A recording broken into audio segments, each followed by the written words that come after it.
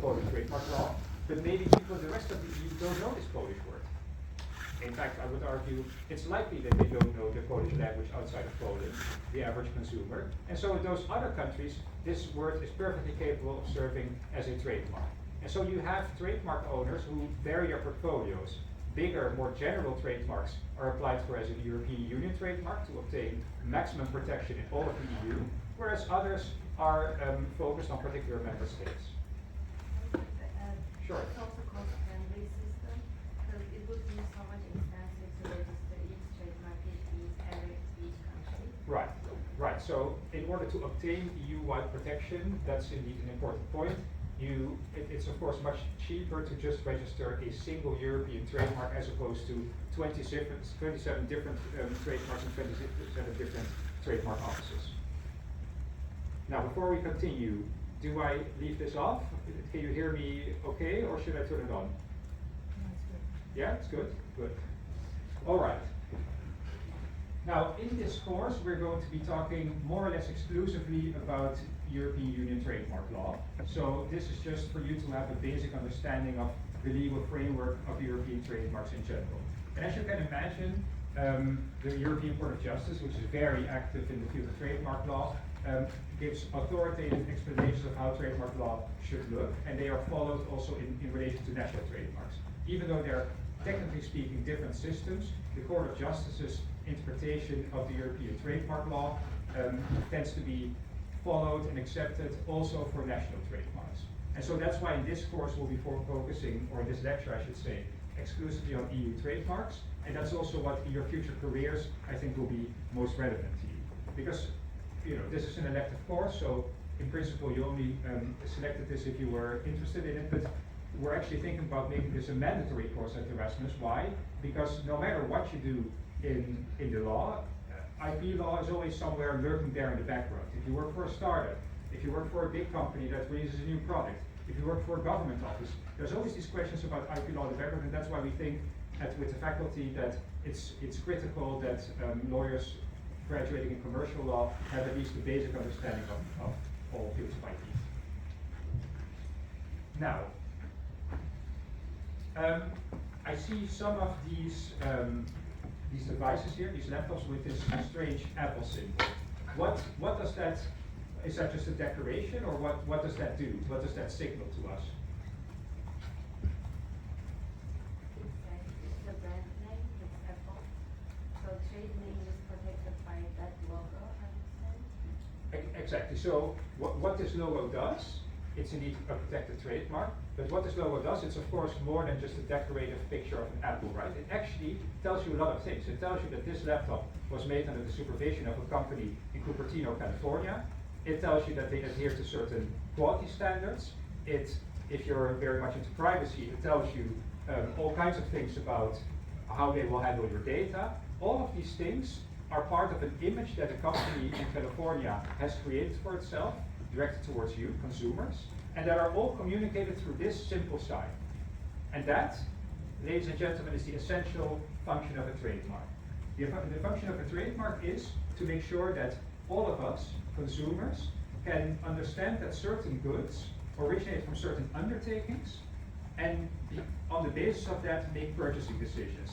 On the basis of that say, I actually, I like Apple as a company, I believe in their corporate philosophy, and so I will buy their product. And because of the trademark system, you are able to differentiate clearly and easily between Apple products and competitors' products. That's what trademarks are supposed to do.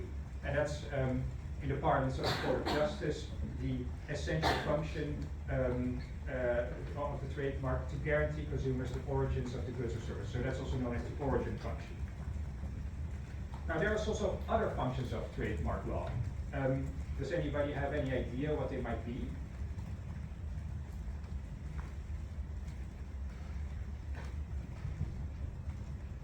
Other people can also participate if they like, but Also distinguish a brand from the others, I would say, or the product from the other products. right, right. So that is generally understood to be part of the origin function. Other functions include guaranteeing a certain quality of goods. So in the case of Apple, you know that it will last for a certain number of years. communication or advertising, so it links this product to other advertising campaigns. So with Apple, it links it, for instance, to the broader family of products, right? So it connects it to the iPhone, for instance, or to other types of advertising that Apple does. It protects the investment that Apple does, not only in its image, but also in its products.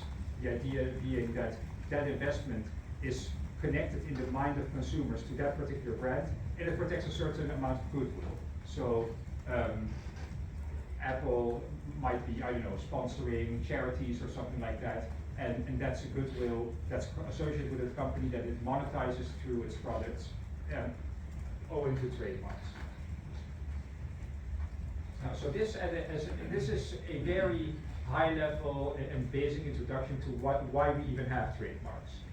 Now, to the more legal point of what are the requirements to make a registration.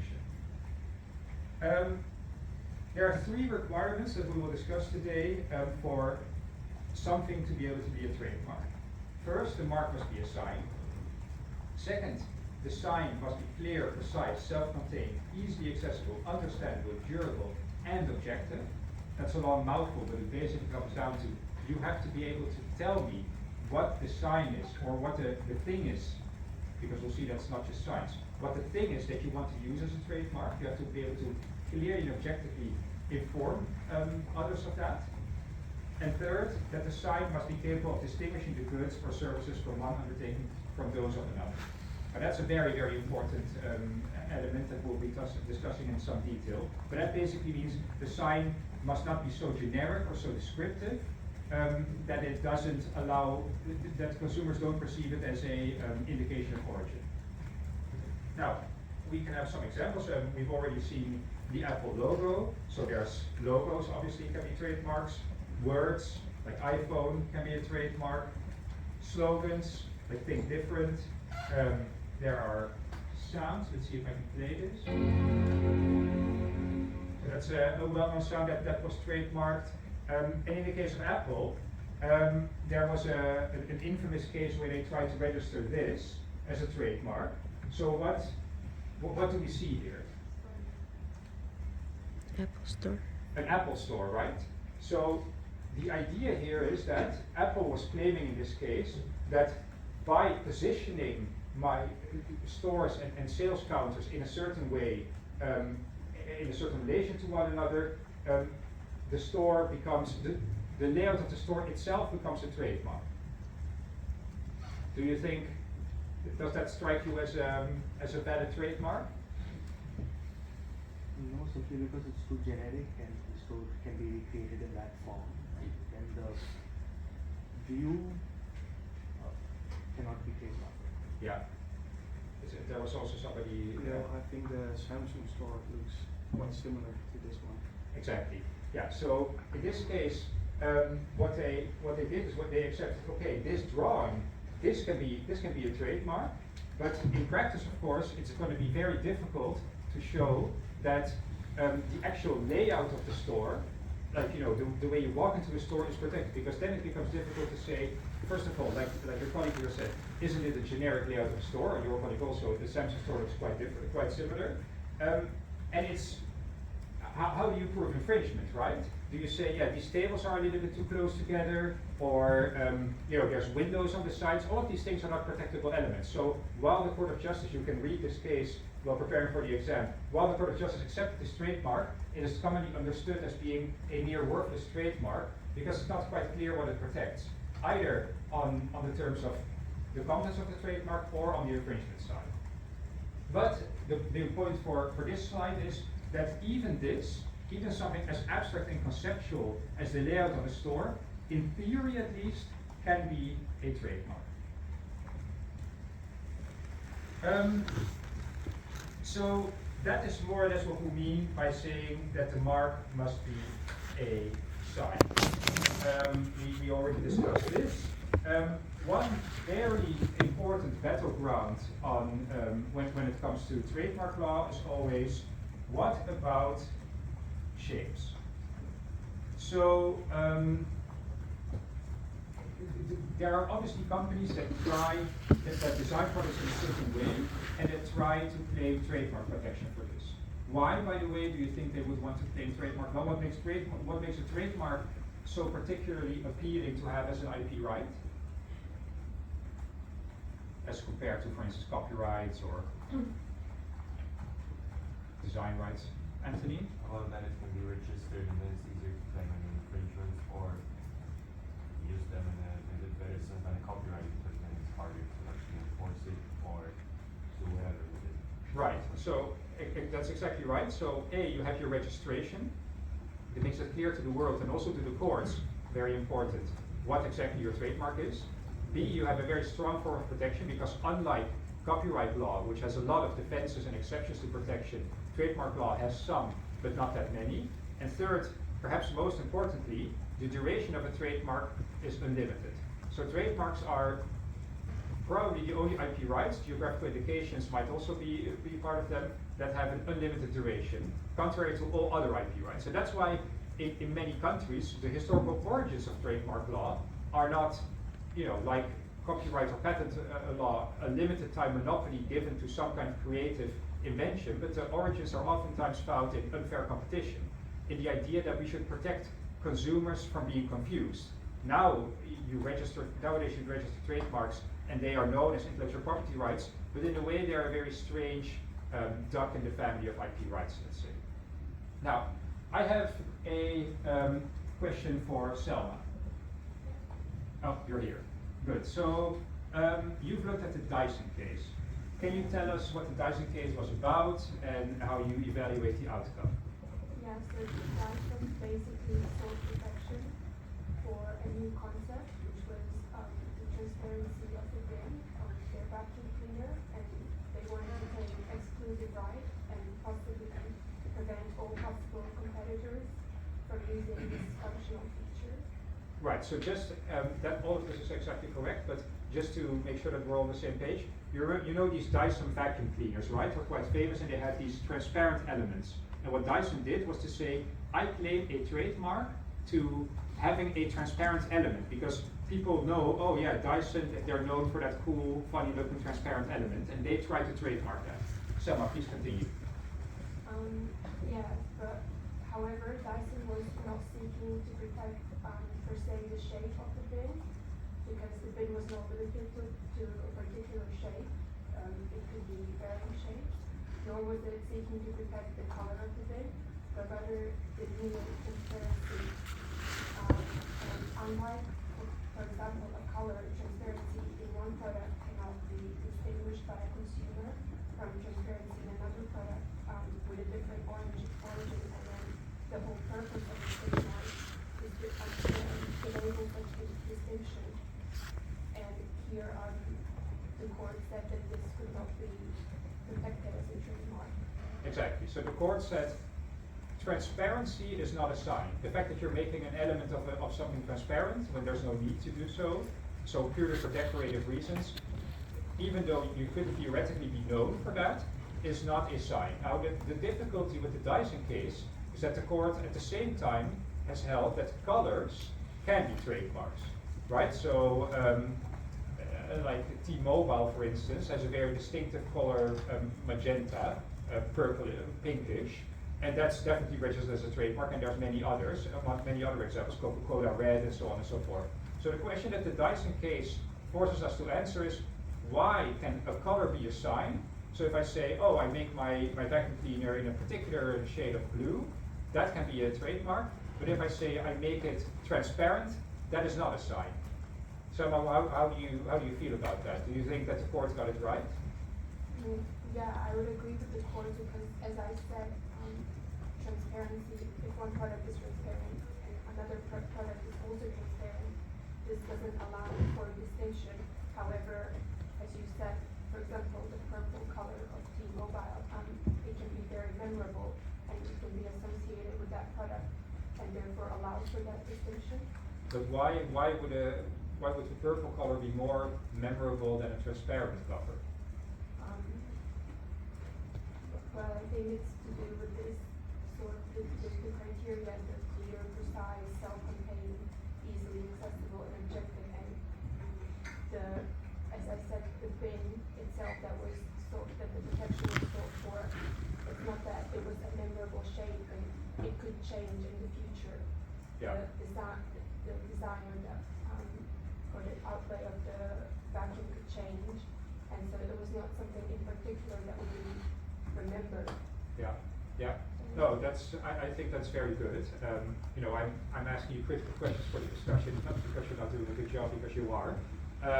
But this is one of many examples, I would say, ladies and gentlemen, where we see that trademark law, at the end of the day, it cannot really be reconciled. At least if you ask me, maybe somebody else has other ideas, but if you ask me, there is no fundamental difference between a color and transparency, which is basically the absence of a color. And in fact, I would argue that perhaps transparency is even more distinctive than a color. But maybe, Selma disagrees, and that's absolutely fine. The Court of Justice disagrees. Well, that happens to me all the time.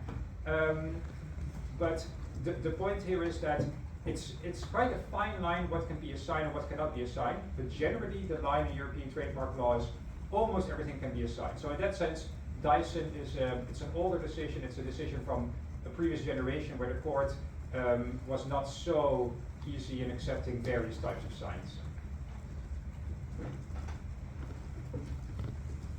Are there any questions about this? I have a question, but my English is not that good as the rest of the students. But I'm going to try to ask in English.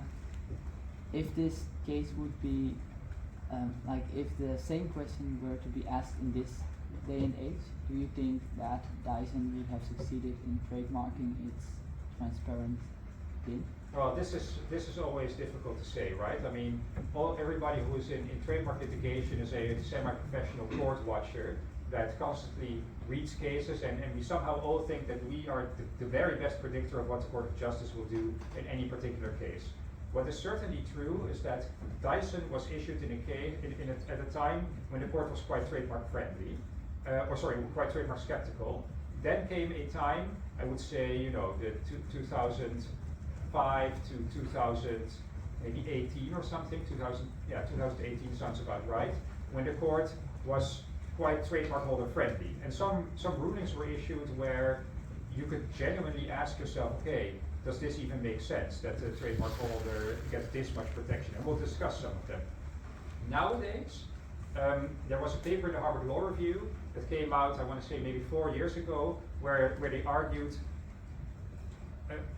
there's this conceptual idea of the potential number of trademarks is unlimited, because there's an unlimited number of signs, of words, of things that you can think of to use a trademark. And this paper in the Harvard Law Review, which was very important, argued, actually that's not the case, because while indeed it may be true that there's a unlimited number of signs that you could think of, not all of them, and in fact only a relatively small part of them, have any commercial value as a trademark.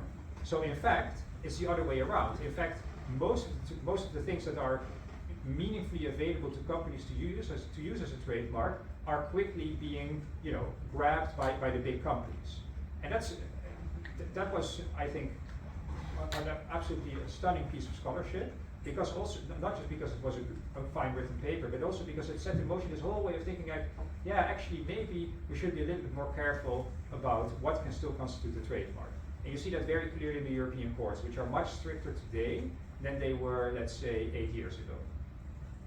So this is a long answer to your question, but just to show that, none of this exists in a vacuum, right? These are not uniform, timeless principles. This has to do very much, all of IP law, but also certainly trademark law, has to do very much with what is the type of economy that we live in. What is Europe known for? What is our competitive position as compared to, the United States, Asia? How do we help our small and medium enterprises? All of these questions invariably influence how we answer, big issues of trademark law, like what can be a trademark. Sometimes we want to say, yeah, actually we think this is worthy of some protection, and we help the IP holder. And sometimes we think it goes too far because in fact it limits others too much. For those of you who were there for my RWS lecture, that's also where I make this point, right? All of intellectual property law, every single example that we'll be discussing in this course is always a fundamental clash between, on the one hand, should we reward somebody for doing something, for either inventing or thinking of something, or of using or thinking of a particular logo? And we understand conceptually that that would be a fair thing to do, right? But every time you reward somebody for something like that, for some intellectual creation, it means you limit the freedom of others. And so that is very much the fundamental clash at stake in all IP cases. I think you also had a question. Just a logistical one. Do you have the name of the Harvard Law Review article at the back of your mind? Right, on the top of your head? I know that it's by Fromer and Beebe. That's also an indication. Yeah, yeah. And I think it's called something like "Are we running out of trademarks?" All right. Moving on to precise and objective. This was a change in the new trademark regulation. By now it's not so new anymore. It entered into force in 2019. But it used to be, so if you read the older cases like Libertel, it used to be that signs have to be capable of graphical representation. And we will see why that can make a difference in practice in a moment. So basically the way it works now is you go to the trademark office and you just deposit more or less anything that can be deposited in the form of a computer file. So as we saw, it can be a sound, it can be a video, it can be anything that is capable of being deposited in a way that satisfies this norm. So basically it has to be precise and objective what it is that you're claiming as your trademark. So there's this GIF animation. Oh, actually it doesn't work, but so those of you, I guess you're from a very different generation than I am, but when I was growing up, you would have these huge computers and they would run like old versions of Windows, and you would have these ugly animations while you're waiting for things. That can be a trademark. Why? Because you can register it at the trademark office, and competitors can go to a website and see, this is exactly the animation that is being protected, so that is considered sufficiently precise and objective.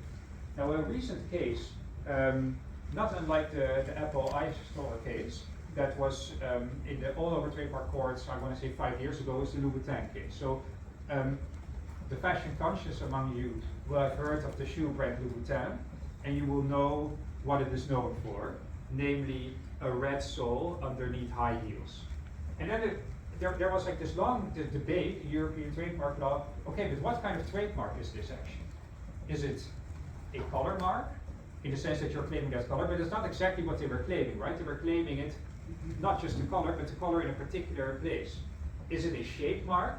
Well, also not, right? Because the protection was not intended to be limited to just this particular shape of sole, because Louboutin makes many different types of shoes, right? Where the soles will have different shapes. So eventually, the Court of Justice settled on this is a position mark. So what you're claiming here is you're claiming the color in combination with where it goes on the shoe. Now, this is one of the many reasons why trademark law is so exciting. Had anybody, anywhere, heard of a position mark before this ruling? No. This was like a completely new invention. It came out of the high hat of the Court of Justice, who decided, okay, actually this is a sign and it's called the position mark. And since then, of course, people started going crazy. They started registering position marks, but the practice is teaching that it's not actually that easy to get these marks. But you can see that in the registration, the lines are dotted for the shoe. So what the trademark proprietor is saying here is the form of the shoe doesn't matter. It's about the position of this red area. Does that make sense? A lot of this doesn't actually make sense, but that's not something I can do something about. Yeah? Is it true that this requirement is easily met? Because it's very simple to make it clear, like the shoe example. So we will get to it in a moment why, in principle, it's easy to make a shoe like this and meet this requirement, but there's another very important requirement that will block 99.9% of these types of trademarks. But I'll get back to that on the next slide. Now, in the early 2000s, there was the question of, okay, but what about the scent? If any of you has ever been to Subway, you will know what I'm talking about. Some stores advertise with a particular scent. So I don't know, if there's a Subway somewhere in the street, I always smell it like 3 doors down, because they just spray this onto the street to lure people in. And obviously Subway isn't the only company that does it. In this case, Siegmund was about, can we actually register this scent as a trademark? Well, this case, Siegmann says no, but it was decided on the old trademark regulation where it said where the requirement was still graphical representation, and you cannot really represent a scent graphically. So that disposed of that case. But now, under the new standard, people started thinking, okay, yeah, maybe can we nevertheless register scents? I don't think there's a definitive answer yet from the Court of Justice, but the prevailing opinion is that this is not the case. Do you have any idea why? Because, as I wrote on the slide, you could in principle send an odor sample to the trademark office and say, yeah, this is the odor that I want to register. I mean, Subway, to stick with that example, for sure has some kind of particular smell that they reproduce in every single store in the world. So they're quite capable of reproducing this smell and being able to identify quite exactly, at least among their own sales staff, what this smell is. So why would this still not be sufficiently registerable as a trademark? Let's see. You see you go ahead. Oh yeah, no, your colleague behind you. That's because the competitors of something will not be able to gauge that smell and also not be able to sort of know what they have to not infringe on.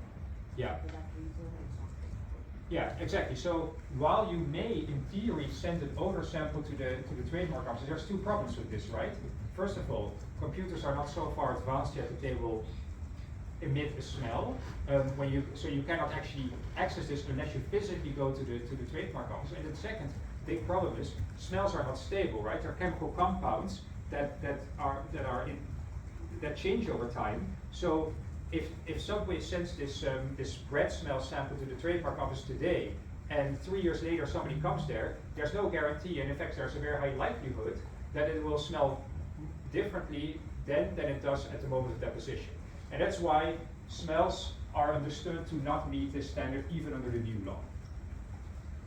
Please. It has a functional effect. So if you're going to cure people by creating a smell, and that's an idea, and it's also functional. So it's more of a different.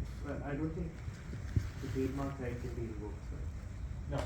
No. In fact, it's not even that you cannot invoke it for it. Okay, invoke a trademark right.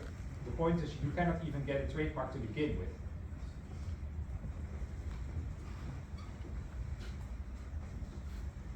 All right. Now we come to the bit where it gets a little bit more difficult. The sign must be able to function as an indication of origin for the relevant public. So we were talking at the beginning of this lecture of Apple, the trademark. It's clear that Apple is a trademark. But can Apple register this trademark to sell fruit?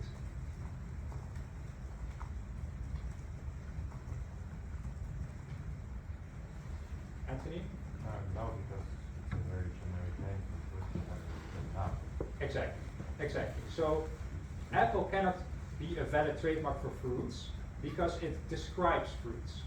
So while on the one hand it's a very strong trademark for computers because it has no conceptual meaning at all in relation to computers, except of course that it originates from the company Apple, and that's exactly what it's supposed to do. In relation to fruits, it describes fruits, right? And so that's why the word apple cannot be claimed for fruits. But of course, in practice, this is a very tempting trademark to have, right? Apple for apples, chairs for chairs, because it means that you give a lot of information to your consumers already by your trademark. So what you will see if you get into trademark law is that I would say like 40% of cases where there's registrations are all discussions about what does this word mean in relation to these goods. And how far can you go with coming up with names that are kind of like descriptive but maybe not entirely. Descriptiveness is one ground of exclusion for words. The other one is lack of distinctive character. So now I want to register the trademark super. Does that work?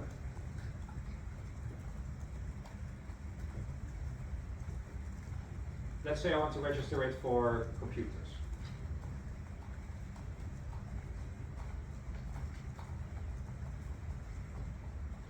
No, because you cannot make the distinction in the eyes of consumers. Exactly, that's very good. So even though Super doesn't necessarily give you any information about the computer, so Apple gives you information about fruit, right? Because it tells you what kind of fruit this is and what it will taste like, how it grows, etc., etc. But Super doesn't give you any intrinsic information about a computer. And yet, it cannot be a trademark because, as we say, it lacks distinctive character. And it lacks distinctive character because, as your colleague there has said, it is such a banal, generic term that it cannot be, that consumers will not think that, oh, actually this word intends not to just praise the device, but instead it intends to indicate this is from company A and not company B. I saw a question over there. Yeah, indeed. So, what if you use the word super and then designate it on the computer at a very specific location? Sort of like the red on the sole of the shoe. Would that be registerable? Well, Or, good 'cause question. then What do you think? I think it would provide sufficient distinction from the rest of the computers out there. Yeah. Right? Well, so what you would indeed overcome, so in that case you wouldn't have a word mark, right? You're not claiming the word super, but you're claiming a position mark, namely the word super written on a very particular place on a laptop or a computer or whatever. Yeah. Now, what you would have to show to the trademark office, and we'll get to that in a moment, is that it has acquired distinctiveness, so that consumers in practice actually tend to see that, when they see that, they don't think, oh, this just means this is a great computer, but in fact they think, this is a computer sold by company X. We'll get in a moment to how that works exactly, but there's also a question in the back. Yeah, for the lack of distinctive character, like if you look at the trademark that I think Lidl has with their like delicious, like They should, yeah. which is just French word for delicious. Doesn't that have the same thing? Yeah, so delicious is typically something that is both descriptive in the sense that it tells you something about the taste or the quality of the goods, and it lacks distinctive character because it just doesn't,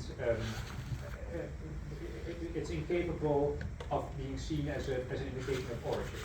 So Lidl now has several options at its disposal. Can you think of how it can nevertheless claim protection for daily shipping?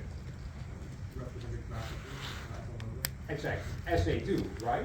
It's not that they just write daily share in Arial 12 on their packaging. They have it like the fancy lettering and the lines, and this already, now it becomes a little bit different, because now what do you have protection for? Not so much for the word delicious, but for styling it in this particular way. So that's one very common way to try and overcome these kinds of objections against word marks. To actually turn them into something of a logo by adding fonts, colors. Now, it goes into too much detail now to address this in detail, but I can tell you about 10 new decisions come out every week on these kinds of issues. So there's a vast case law on this, and so it's extremely casuistic. Like how much is enough? How much imagery do you have to add to a descriptive word in order to make it a logo that passes the test? It's a very difficult question to answer in the abstract. But this is the type of thing that especially trademark agents worry about all day long. Are we clear? Good. So, who knows which company sells these buttons? Lead, right? And so what does that tell us? That these shapes are apparently capable of performing the function of a trademark. Namely, they tell us more than this is just a chocolate bunny, and it's cute, but they tell us this chocolate comes from a particular chocolate company, namely Lead. And that's the test for trademarks, as you now know. Now, the reason that the Court of Justice held that this bunny is capable of being a trademark is because it departs significantly from the norm or customs in the industry. So what Lead was able to show in this case was that, sure, there's lots of chocolate, but generally you have chocolate bars or pralines or whatever, but nobody, argued Lead, nobody made little bunnies out of their chocolate. And therefore, that was just such a wild idea that's out there, and therefore that shape was able to be registered as a trademark. Now, I think indeed in the case of lead, it's probably fair enough because not only are they bodies, but they're also very particular bodies with a specific color combination, with a specific design. So for me, at least this decision makes sense, but what's important for you now is that this is the standard for shape marks. So they must depart significantly from the norm or customs of the industry. So the European courts almost never accept this because it's very hard to show, right? I mean, imagine that you're in a commercial dispute, you're Milka, for instance, and you just don't want lead to have a trademark. Why not? Because maybe at some point you also want to make bunnies. For instance, when it's Easter and you want to sell bunnies yourself. So what you do is you go out to the internet, you hire young lawyers such as yourself who spend days on Google searching bunny-shaped chocolates, and you submit a stack that's this big to the court to tell you, oh, they think that this departs significantly from the industry norm. Well, look at these million examples of bunnies in the form of or chocolates in the form of bunnies. So it's very difficult to defend against that because at the end of the day, all of these things have been done in one way, shape, or form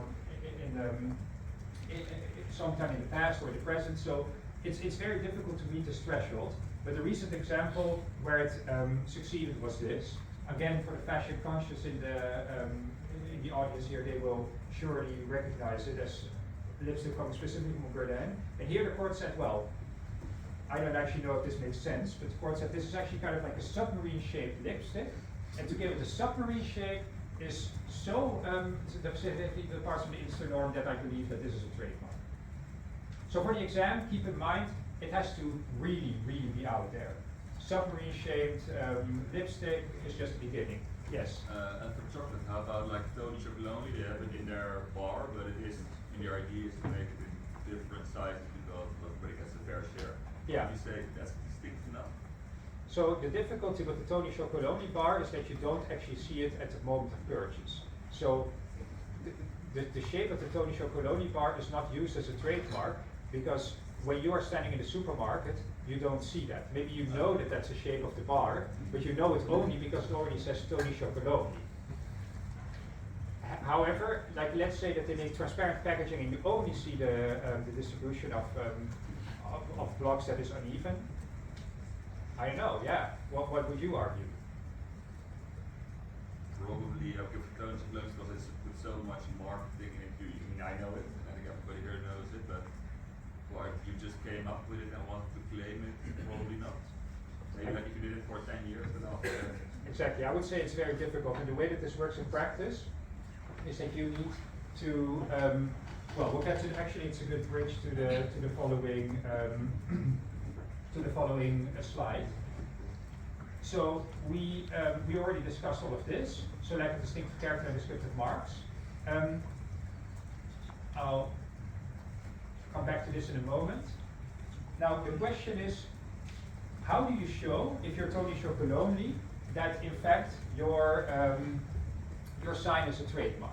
Well, what you do is you need to go out into the field and ask people, conduct surveys. This is also a very fun part of being a trademark lawyer because you get to design these surveys and you think about things that you never thought were going to be relevant to your legal education. And you need to show, when I show you, when I show a consumer this shape of a bar in the top right corner of the slide, they think not just, oh, that's a useful chocolate bar because I can divide it into 4 pieces and that's easy to share with my friends, but they think, aha, that's a Kit Kat. Now, this was always the case. You can read in Article 7.3 of the trademark regulation. So this was always the norm, but this was another instance where it used to be applied rather leniently because the question is, okay, who is the average consumer in the European Union? How much data do you need to show in order to show that the average consumer will think of Kit Kat when they see this? And in this case, that I put on the slide Kit Kat, not so long ago, the Court of Justice said, what you need to show is that in every single member state, people will, like a significant part of the public, will immediately think of Kit Kat when they see this shape. Now that's, I can tell you from practice, an almost impossible hurdle to make. Anya, I think, thought about that. Are you here, Anya? Yeah, so you thought about acquired distinctiveness.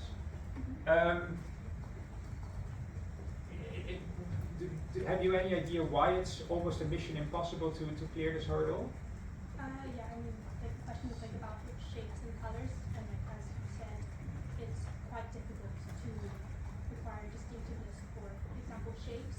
Yeah. Like in the like for example the Dior saddlebag, which yeah, people would think it is distinctive, but I think the problem that it wasn't because you can't make it distinctive if it's a commercially technical shape in the sense that yeah, it's usable, so then you can't block out competitors from not being allowed to use it. Right. Well, that's another problem with shapes. How is it technically dictated? But the reason that in practice it's very difficult is because it's super expensive to conduct surveys in 27 countries, especially because the chances are high that things will go wrong in at least one country, right?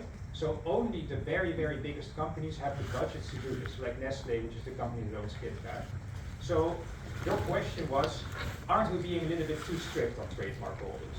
So, you know, shouldn't KitKat at some point be allowed to claim this as a trademark simply because they've used it for a long time, or they spent a certain marketing budget? How do you feel about it, Anya?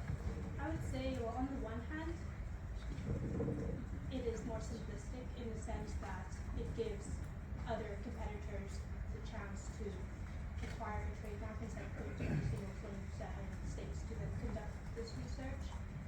And it will also then allow for more trademarks to happen, however, which will then also encourage investment, and it also provides certainty for some businesses when trying to have a trademark, as they will know, well, if they pass the 5-year mark, then they will probably get the trademark. However, I mean, I think the US do something similar with the 5-year mark thing, but I think that it's a bit difficult, and also with the nature of trademarks and shapes and colors especially, to have such a static requirement that if you pass the 5-year mark, then you will get this trademark, as there's more to it. For example, conducting this research, I think in the windsurfing case, they gave like a list of factors of several elements that you need to consider, because just because a product has been there for 5 years doesn't mean it is distinct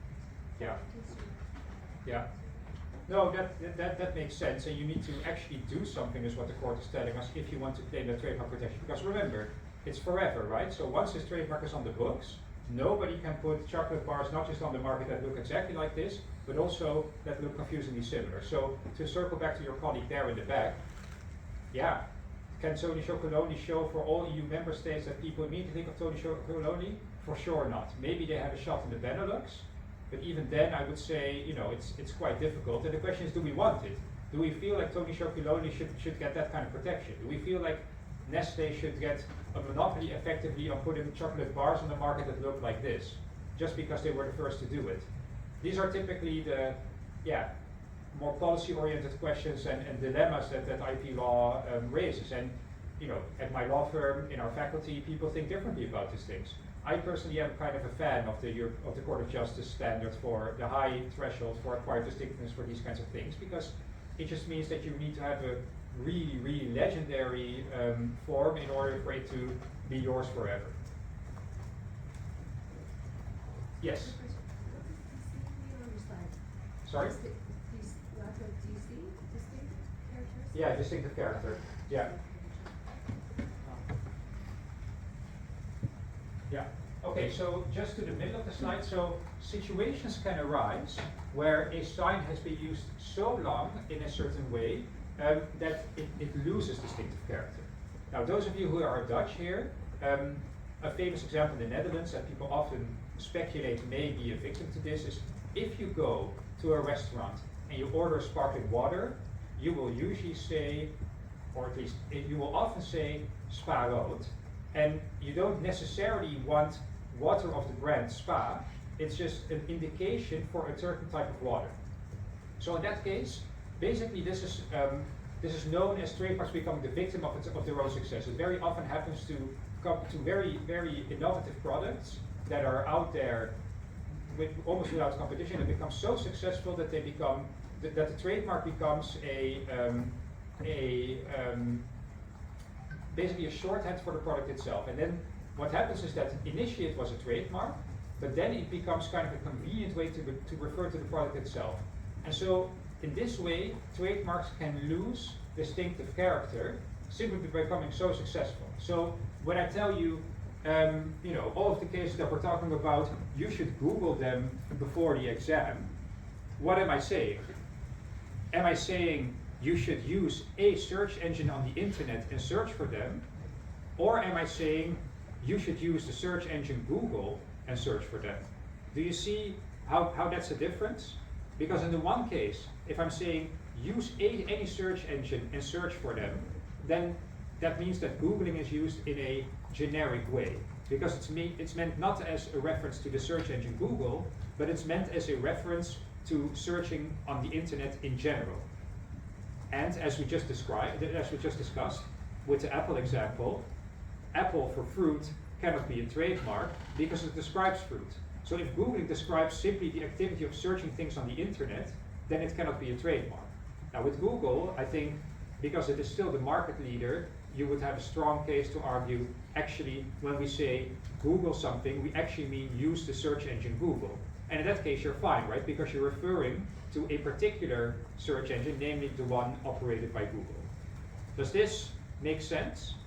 Any questions? Yeah? Is this a question we've often asked? Because I can imagine it's extremely hard to prove when it becomes a generic brand or not, especially if you're a monopolist. Yeah, exactly. So the answer is no. This almost never happens. And people speculate a lot about things like Luxaflex, which in Dutch at least is very often taken to refer to certain window coating, but without actually meaning the brand. And in the United States, there's many examples like Kleenex or something. These kinds of or Velcro, which is glitterband in Dutch. That's the name of the product in English now, or at least in American English. But it used to be a trademark. So there are some historical examples. But it's very rare for it actually to reach the court for exactly the reason that you mentioned. It is extremely difficult to actually prove this. So I'm not saying Spa Rood, and certainly not the logo, isn't a trademark. I'm just saying this is an example of a situation where it comes a little bit close to being used generically for sparkling water in general.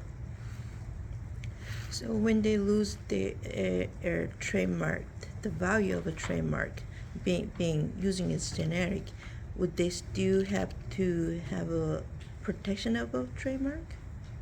Yeah, so you lose the protection of the trademark. But what it means is that everybody can use, so let's say that Google were generic, then that means that every search engine, Bing, or the other competitors, they can just say, use this product to Google something, which obviously for Google would be very detrimental. So no longer trademark value. Exactly, so the trademark is cancelled in that case. All right, I see that we're running a little bit late. I do have a question. Yeah. If the name becomes so synonymous with the product itself, Yeah. then what is the trademark that is under attack? Because what is it that is being sought to be trademarked? Well, what's being sought to be trademarked is the word Google. But the word is independently trademarked nevertheless. Well, no, so it is independent. Sorry, it is independently trademarked. So Google, or Alphabet, I should say, Alphabet files a trademark for the word Google, not like this. So not with the colors or the logo or anything, but just the word Google for searching services on the internet. And then somebody says, well, actually, if somebody manages to prove that everybody uses Google in a descriptive sense, then the trademark court or the registrar will say, I will remove this trademark from the register. Yeah. So to answer that question, does it necessarily mean that it's a word mark that you use, or is it the Google with the colors? The Yeah. question is whether you can use just the word Google, Yeah. or they can use the colors as well.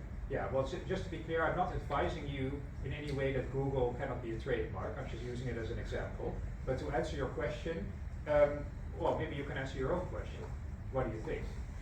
I would think it will be the name as opposed to the colors, because the colors, so this in itself is trademarked separately.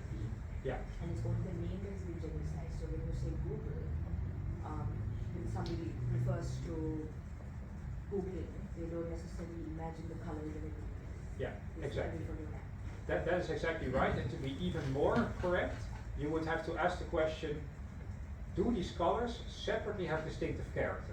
So are these colors by themselves, if you think away the word, are these colors by themselves sufficient to make consumers think that actually they indicate an origin? It's the same thing as though if you were trademarking apple for fruit, but you do it in these colors. The same question arises, like, yeah, okay, it's clear that the word apple cannot be a trademark, but what about if I do it in these particular colors? And as you can see, this becomes a very difficult and modern discussion, right? Because can you conceptually separate the colors from the letters and all of these things? So it's quite difficult, but that's why trademark lawyers have jobs, basically. Okay, so I'm just, if you agree, I have 2 more slides and then let's break. Yeah? First, public policy. There are other grounds for exclusion, but unfortunately we cannot discuss trademark law in the detail that we'd like to in this course, so I'm not discussing all of the grounds for Article 7, but I will discuss this one. A recent case, are there any students from Germany? So a recent case concerned the trademark registration for fuck you Goethe, which means pretty much what you think it means. And Goethe obviously being a major writer and poet in the German tradition, the Court of Justice decided, yeah, that's actually too vulgar to be a trademark. Which is strange, because the people who should be offended by this, Germans, they know this as a very popular national comedy, and nobody takes offense at this. So morality always raises kind of like the issue, like, okay, who are the old men and women in Luxembourg to tell us what is morally acceptable or not? And so you have all of these cases about cannabis plants, references to the mafia, these kinds of various things, you can think of them, and then the courts just say, yeah, because at the end it's always they themselves that have this idea, I think this is too vulgar, or just too offensive, let's say, too offensive to constitute a trademark. So that in principle is already enough to have a trademark refused. Now Ben, are you here? Yes, there I see you. So you had a question about how do we deal with a situation where somebody tries to trademark cultural heritage, like the Mona Lisa. Yeah, it was actually written trade. It says the city of Oslo, they want to figure the image of sculpture, of the sculpture. They want to register trademark on the So just to make it clear for everybody, it looked like this. So the city of Oslo has this statue, and they try to get this as a trademark for the city of Oslo. Yeah, but the court ruled it got rejected, the trademark registration claim, and they went to EFTA court, and the court ruled against them because they basically said they basically distinct the public policy and morality, and they said they highlighted the importance of protecting the value of artwork when used for commercial purposes. Right. So the EFTA court said, this is a piece of art. You can get it protected by copyright, but once the copyright term ends, you cannot extend it by now saying, now it's a trademark. So how do you feel about registering the Mona Lisa for chocolate? Do you think the same reasoning would apply? Yeah, I would say the same principle apply, because Mona Lisa is obviously has a cultural heritage, and it's used for in good, and potentially maybe result in loss of its artistic value. Yeah. Okay. So I get what you're saying. The Mona Lisa is world cultural heritage, and we shouldn't be monopolized to sell lingerie or chocolates. Fair enough. But now, now the question is, Okay, but how famous does a piece of work have to be in order to, get this kind of special exclusion from trademark law? Because, my sister, she's a painter, and, maybe I want to buy one of her paintings and use it as a trademark for my goods. Yeah. Obviously, a certain time has to be passed and it has to be recognized by people all over the world. Yeah, well, I appreciate it's a difficult question, but yeah, so these kinds of difficult questions are the type of things that the court has to deal with, and yeah, sometimes they decide it in a way that we like, and sometimes they don't. But for you, for this slide, the important thing to understand is that morality and public policy are not just vulgar and offensive terms, but they can also include, as was recently suggested by the EFTA court, attempts to claim cultural heritage as a ground of refusal. Now, Tarushi, are you here? Yes. So you had a question that was quite similar, namely, what about folklore and indigenous knowledge? Let's say traditional patterns from Nigeria or something. Would you say that is also covered by this by the Vigeland decision or some other ground of exclusion? I wouldn't say that it's covered under morality or public policy, but I do believe that it might come under a different ground, which is Article 7.1.1. That is to say that badges, symbols, than those mentioned in Paris Convention, and the protection of that lies in public policy, which seems to not be the one from globally. Yeah. For example, the Maori, that's a big part of the New Zealand culture. And Yeah. to take away their symbols and perhaps the haka Yeah. would essentially mean that you would prevent a very big part of the culture of the New Zealand people from them. Yeah. So for that reason, it could be protected, yes. It could be. Yeah. Yeah. So these kind of things, folklore, always are. It's a very, very big problem for IP law, because it's just, on the one hand, it very clearly seems like something that should be protected, but on the other hand, it raises all these questions. I had a thesis student who wrote her thesis here at this university for 2 years about the protection of certain Nigerian crafts work, and it's very difficult, right? Because on the one hand, you want to prevent companies like, let's say, Flisco or Zara or the big fashion brands from cultural appropriation and appropriating these kinds of motives.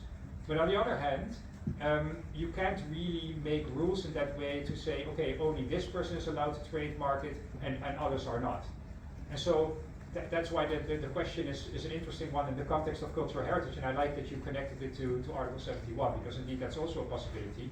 And these questions are open, right? I mean, it's for you, hopefully, to go out and become trademark lawyers and resolve these questions before the Court of Justice. Now please. Yeah, I have one question regarding morality, because we know that morality changes as well.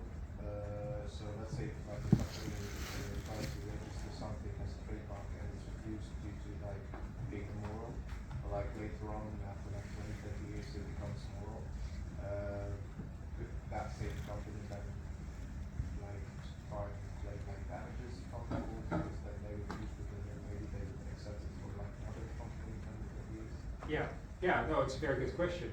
My guess would be yes.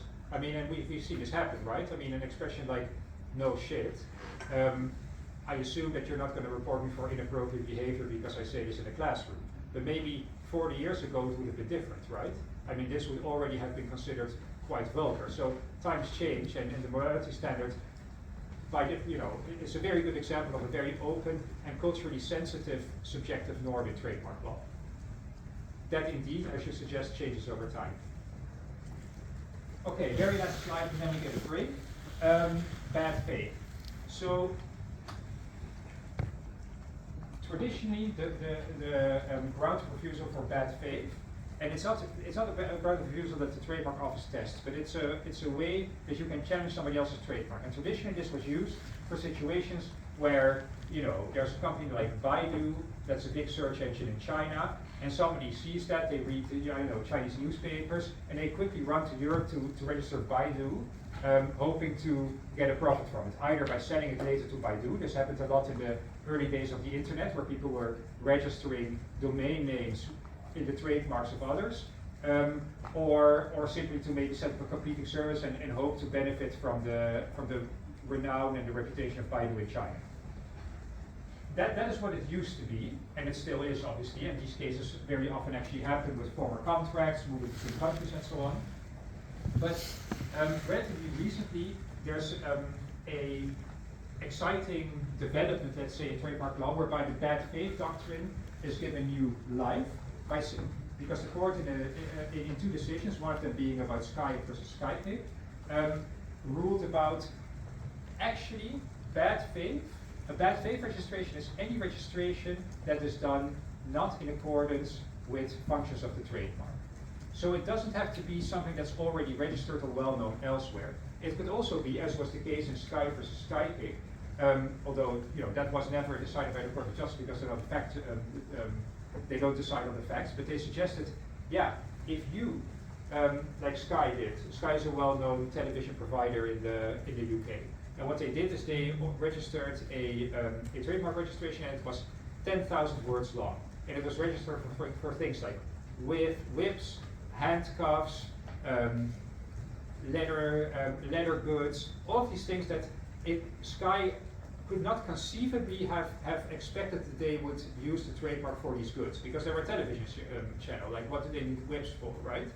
And so the Court of Justice said, yeah, these kinds of situations, if you can show, really actively demonstrate that trademark registration was done not in accordance with the functions of the trademark, then you will lose that trademark registration. And what we have seen more or less in parallel was the development of so-called trademark trolls, like this man, Michael Gleisner, who became infamous among trademark lawyers all of Europe. He was actually a former movie star, but apparently he got bored and got into the intricacies of trademark procedure. And so what he started doing was he started just registering massive amounts of trademarks and then withdrawing them before the fees were due, and then re-registering them. And it was like this huge money-making scheme. And what he would then do is he would go to bigger companies and say, yeah, actually, I already registered your trademark. Do you want to buy it from me for like 10,000 euros? And that was his business. That's how he was making money in his old day when he couldn't act in movies anymore. And so this goes back to this Harvard Law Review paper. Indeed, if we accept that the number of commercially usable trademarks is finite, then a money-making scheme like this, if you think about it carefully, can make sense, right? Because you just go out and you trademark everything that can be that sounds like commercially interesting, and then you just wait for somebody to get into the trap. So I represented Samsung in a court case about Bixby, which isn't as well known as Siri, but those of you who have advanced Samsung models know that their AI assistant on the phone is called Bixby. And Gleisner had registered Bibby. And that's just like a random shot in the dark. To this day, we don't know where he came up with this idea, but he just like randomly decided to trademark the word Bibby. And then when Samsung launched this word Bixby, he said, yeah, okay, do you want to pay me now? And we argued successfully before the Court of Appeal of The Hague that is in fact a registration in bad faith. Why? Because Gleisner never had any realistic intention of using this trademark to put any goods on the market. The only thing that he was trying to do was to get a company, it didn't even matter if it was Samsung or some other company, he was just trying to get them to register something that looks like Bibby in order to attack them then. And the only bad thing, let's say negative consequence for him, is that the trademark protection for the word Bibby is lost, but there's no consequences as to monetary or anything, right? So you can do it infinitely and not have any consequences out of it. Yeah. Well, so this gets us into the realm of tort law, whether you can then construe that this is actually unlawful behavior and you should pay damages. But then the question is, okay, but what kind of damages did Samsung suffer? This is indeed quite difficult to quantify. In common law countries, courts resolve this by doing cost awards. But in Europe, as we will see on the 22nd of March, if you win an IP case, you already get your full costs. So, yeah. Anybody else? No? Okay. Then it's, let's say, 1/4 past